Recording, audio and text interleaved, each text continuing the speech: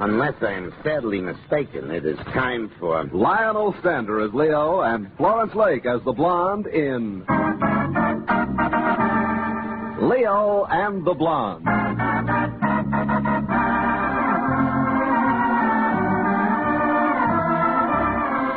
Today begins the story of a flack and a doll. Or, in other words, the adventures of a PA and his client. Or, if you prefer, the informal autobiography of a press agent who would like the world to believe he knows all about Hollywood. And a girl who would like to know more. And now, a leaf from Leo's notebook dated Monday, the 13th of June, 1947. Liabilities. One car in need of serious repair since it obviously will no longer function. Assets. $7.41, 42, 43 cents. And one airmail stamp. One spare room not paid for. And one terrific idea. Grade B. Occurrences. I'm driving along the highway in the great state of Wyoming, headed for home, which is Hollywood, when something happens to my automobile. I do not know what has happened because I am not mechanically inclined, especially as concerns mechanics. Fortunately, I'm near a center of population, which contains one combination livery stable and garage. So I approach from an easterly direction and make inquiries.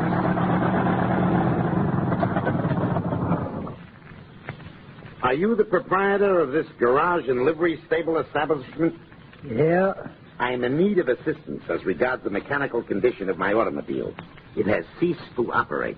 Yeah. Can you fix it? No. Then you will be kind enough to direct me to someone who would repair my vehicle.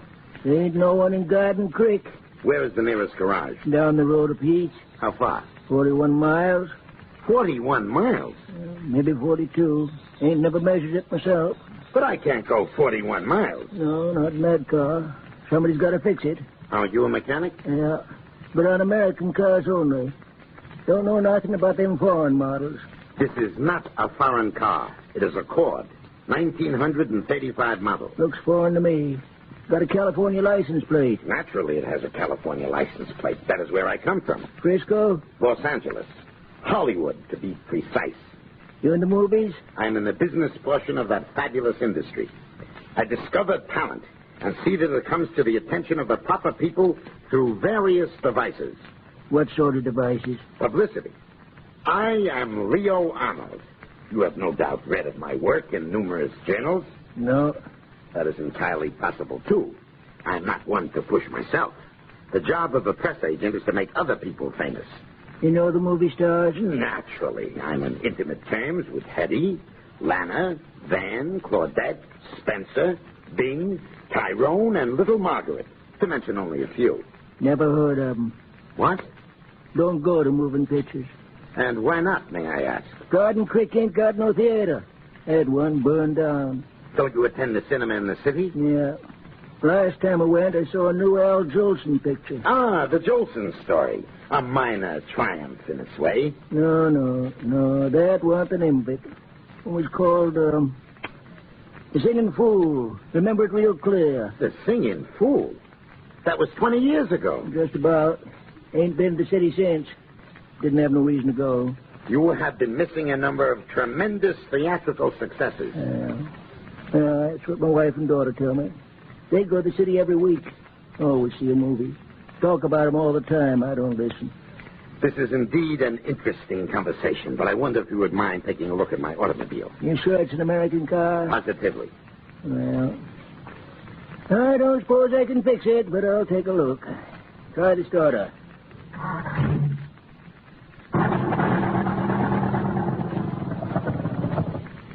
Have you discovered the trouble? Yeah. Carburetor. Can you repair it? No, not without special parts. Where can they be found? Cheyenne, I reckon. How long will that take? I don't know, a week, maybe. You mean I have to stay here for a week? Looks like it. But I should be in Hollywood. I have a number of urgent business matters which demand my personal scrutiny. I can't delay. You can't drive either. There's something in that. You could catch the train. There's one day after tomorrow. No, that wouldn't be practical under the circumstances. I will be obliged to remain here. Yeah. Where are you going to stay? Why, there's a hotel about. No, not in Garden Creek. What would you suggest? Well, I guess you could have the spare room up at our place. My wife would probably be real pleased to have someone from Hollywood. This is indeed most generous of you. Wouldn't charge you much. Maybe $4 a day. $4? Yeah. By the way, that's the house over there across the street, the white one. Thank you. Just tell Mrs. Wilson I sent you. That's my wife. I'm Mr. Wilson. How do you do? I expect you'll like Garden Creek. Won't be the same as Hollywood, but a change is nice once in a while. I'll send off for those parts today. I hope they arrive promptly. Oh, Cheyenne's real prompt. Of course, they may not have the right thing. Might have to send to Chicago. But now, don't you worry. We'll sure have you on your way in a couple of weeks, 3 at the outside. 3 weeks? And while you're waiting over, you might discover some movie talent. Right here in Garden Creek. I take my daughter, for instance. She's real good in a way. Sings and recites. She's only 8. Just wait till you hear her recite. You won't believe it. No, sir. You just won't believe it.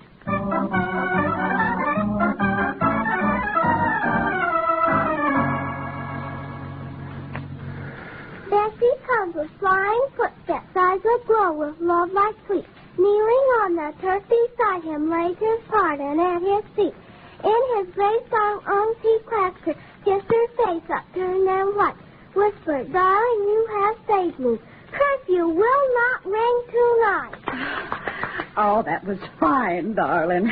Don't you think she has talent, Mr. Arnold? Great talent. In her way, she is overwhelming. Oh, thank you, thank you. I can see you have true appreciation. Yes. Would you like to hear Agnes do something else? Sing, maybe? No. I should like to reflect on the evidence she has already presented. I understand. You run outside and play now, Agnes.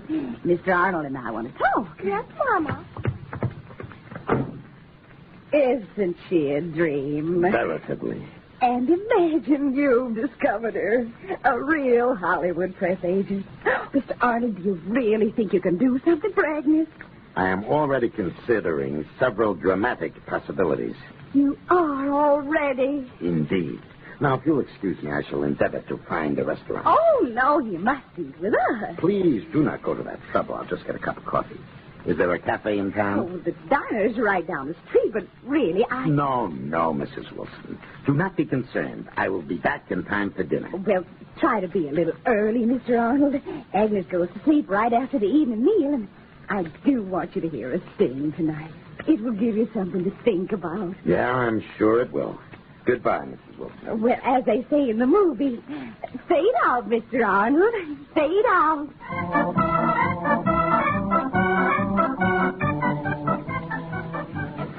So I walk down the street and come to Joe's Diner, which is not a very stupendous food establishment, having only one long counter, an iron griddle, and a menu written on a blackboard. However, behind the long counter, there is a very attractive dish, which is not on the menu.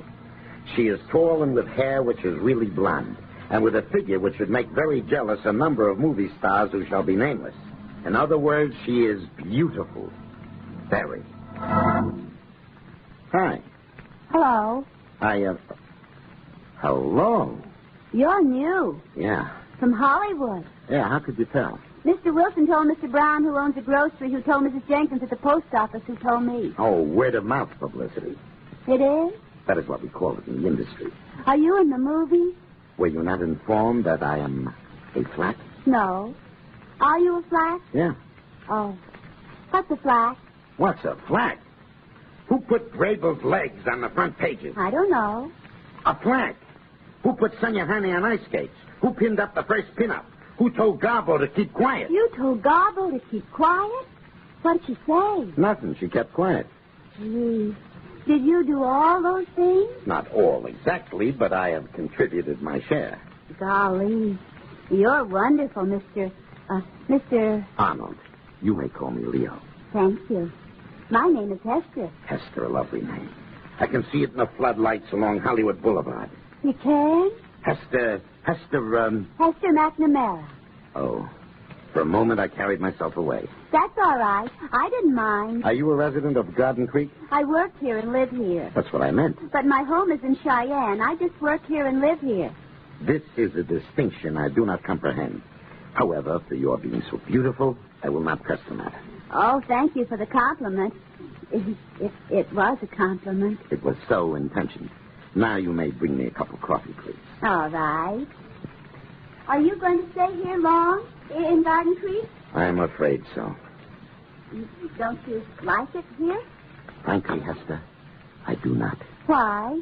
Garden Creek is not a place of opportunity for a man of my talents. It lacks scope. And at this precise moment, I am in great need of scope. You are? Definitely. You see, my financial status is temporarily weakened due to an unfortunate journey to New York in the quest of a Russian ballerina with 2 wolfhounds. Didn't you find them? Unfortunately, yes. However, that is all water across the reservoir. And I must bear the expense of the trip and return empty-handed, so to speak. I'm sorry, Leo. Thank you. And at this instant, my car needs repair. I'm running up expenses by living at the Wilson residence, and I will soon be short of ready cash. Of course, I have numerous investments in Hollywood, but they are not at present solvent, if you know what I mean. You're broke. In a word, yes. Oh.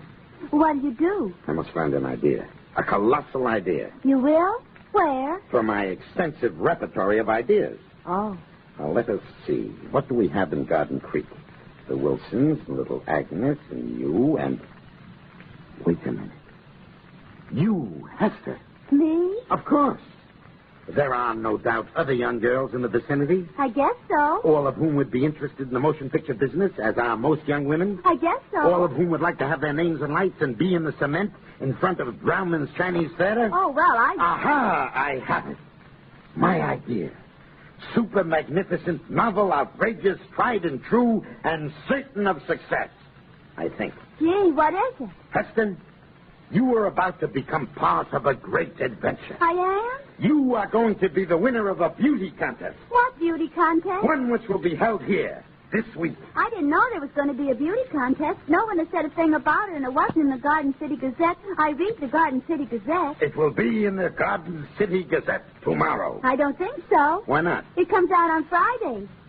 Regardless, there will be a contest, Hester, and you shall win it. How can you tell? Because the judge will be that world-famous press agent, intimate of every motion picture star from Orson to Lassie, none other than yours truly, Leo Arnold. And you, Hester McNamara, will be Miss Garden Creek of 1947 and well on your way to cinema stardom. But, Leo, I don't think I want to be a movie star. And why not, pray? Because I wouldn't like to be in the cement in front of Brahma's Chinese Theater. Oh, Hester.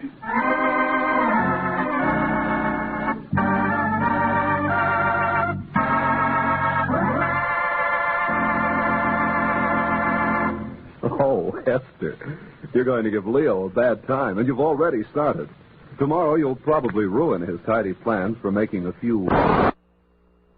Leo and the Blonde, starring Lionel Sander with Florence Lake, is written by Robert Libet and Frank Burst, and produced and directed by Frank K. Danzig. Today's cast included Eric Rolfe, Mary Lansing, and Dawn Vender.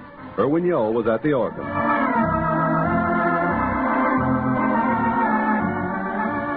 Hi, Aberback speaking. This program came to you from Hollywood.